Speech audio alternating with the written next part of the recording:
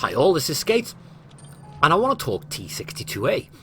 Now, as part of my Operation Catch-Up to see what I've missed over the last few months, one of the things was the T-62A. They gave it 7 degrees of gun depression. Now, prior to me buggering off on a 6-month stint, they also upped the accuracy on it, combining it with the Leo as the most accurate gun. Well, most accurate medium. What's the most accurate gun I can think of? Grill. Let's have a look at a grill. Same accuracy, 0.272. Yeah. So it's got ludicrous accuracy, and then I found out they gave it 7 degrees of gun depression. So after reading that in one of the updates, I kind of did I've got to have a go on that. Because I know it's only 2 degrees extra, but that 5 gave it a big limitation. It restricted where it could play on the map. It restricted what you could do at certain positions.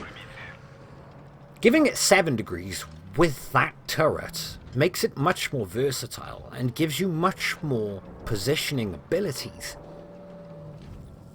So crazy accuracy, amazing DPM, good strong turret, 7 degrees of gun depression, and good mobility. To me, I just sat there and went, surely it's got to be OP. Surprisingly, I don't think it is OP, but I think it's bloody strong and on the fence.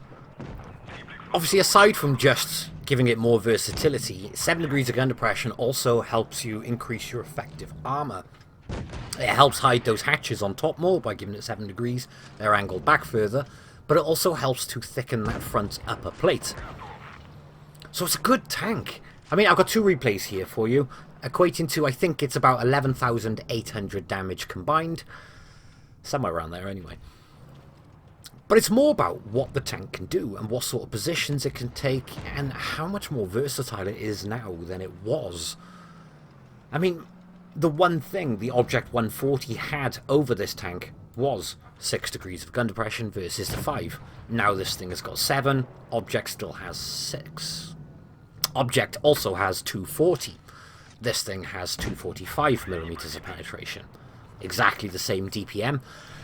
This is where it's mixed opinions though. Obviously the Object 140 has AP as its standard ammo. This thing has APCR. Now this is where it comes down to personal preference, I believe. Usually APCR has higher shell velocity, which makes it easier to hit things on the move.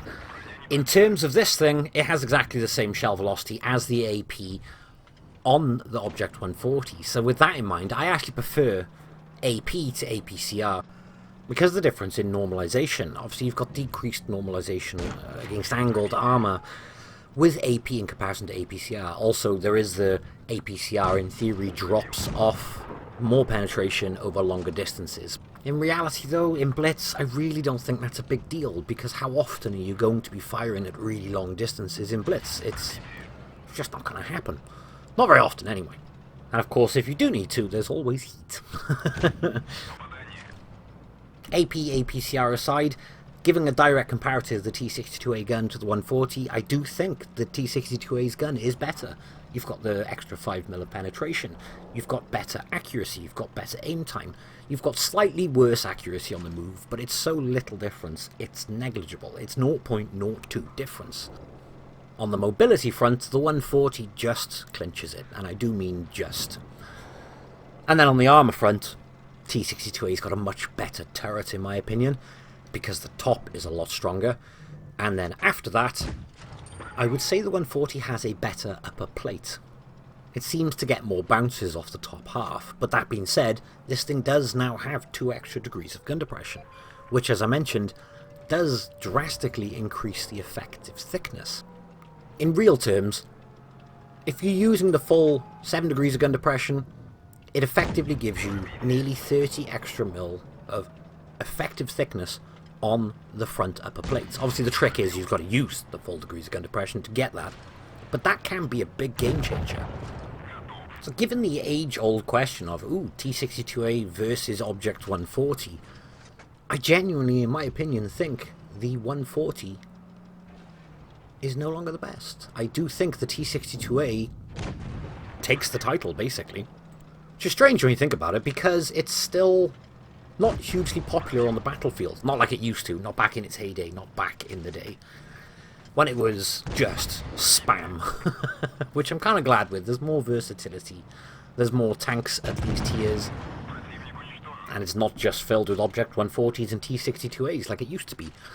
But still, after that, obviously it had the massive turret nerfs, but then it's kind of making a bit of a comeback now. I said it's got that insane accuracy, it's got good gun depression now. It's hard not to say it's a brilliant tank, because it is. The other thing which isn't really seen or discussed in as much depth is things like the module damage. Now, I remember taking the T-62A out, again, back in the day, and ammo racks were plentiful. I just don't feel like I have them, or I have as much ammo rack damage as I used to. I mean, the amount of times I'd see these things just go up in flames. Granted, the turrets didn't pop back then. But there just don't seem to be as much ammo rack damage. Now, that may be due to equipment and consumables and so on and so forth. But that was a big weakness to the T-62A. It was certainly a big balancing factor, which again has been negated by equipment and provisions. And that can go a long way. I mean, like, you'd have a T-62A playing games so strong, and then it would just get balanced by an RNG shot into the ammo rack. But thanks to the equipment, that's another weakness of the T-62A, which has been lightened quite heavily. In this game, by the way, you'll notice that we make quite a few blind shots. But if you notice the counter on the left in comparison to when the ribbons pop up with the actual damage counter on, there's quite a substantial difference, which means quite a few of those silly blind shots hit. Now, this sort of shots just highlight the accuracy and that shell velocity in my opinion. You'll notice I'm reversing back after each and every shot. There's two reasons for it. One, you can't shoot the lower plate on this thing when you're reversed back. You've only got the turret to aim for, depending, of course, where the enemy is. But also, it stops them seeing you through the bush, just in case there is somebody close enough who I haven't spotted who can spot me. Boosh mechanics, in essence. So, E75 is no longer spotted. I'm not going to bother just sitting there waiting for him to reappear. That's no help to anyone, so I am about to try and relocate. But I did notice the E75 has reappeared, and being as I've got the ability to just put some consistent side shots in, including, as I mentioned, a couple of blind shots, might as well take advantage of it. It helps the team, it helps to get rid of a target, which, surprisingly, every shot connected, even into track wheels, at this sort of range. So that sort of position, in my opinion, highlights the accuracy of this gun. You can play it at long range and still make consistent shots into tiny little areas.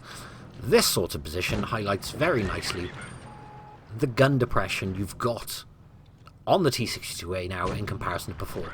I mean, with 5 degrees of gun depression, I don't think you could ever take up this sort of position. We're basically using the full max gun depression at that sort of angle, but because of that, we are getting the shots in.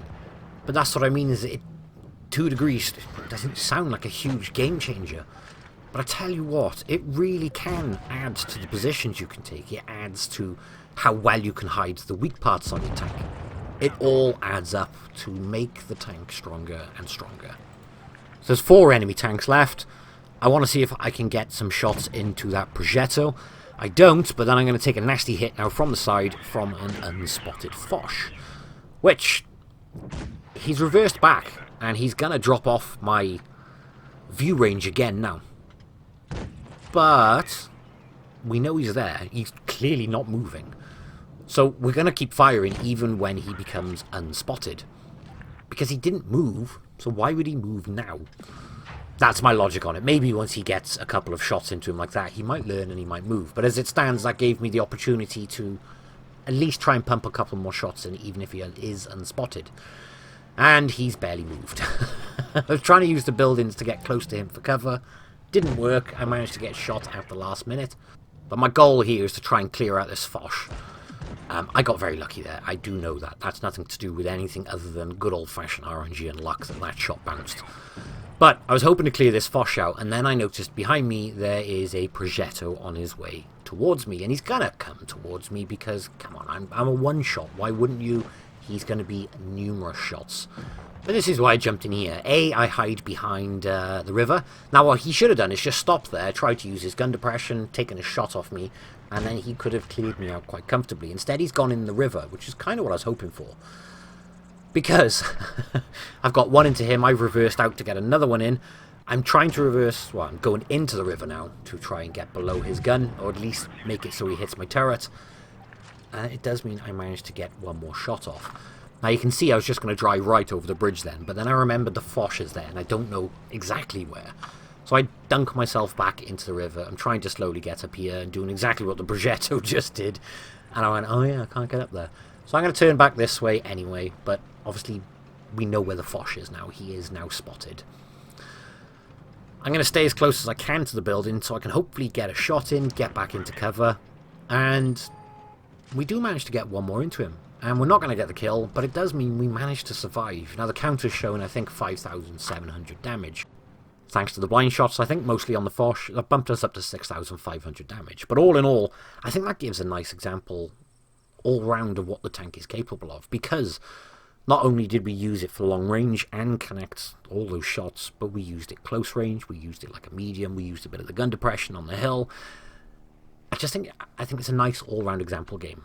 And 6,500 damage is never something to be shunned at. Made me happy anyway, especially as I haven't played this tank in a long time. But yeah, hope you've enjoyed the video, guys. Thank you all for watching, and I'll catch you in the next one. Bye-bye.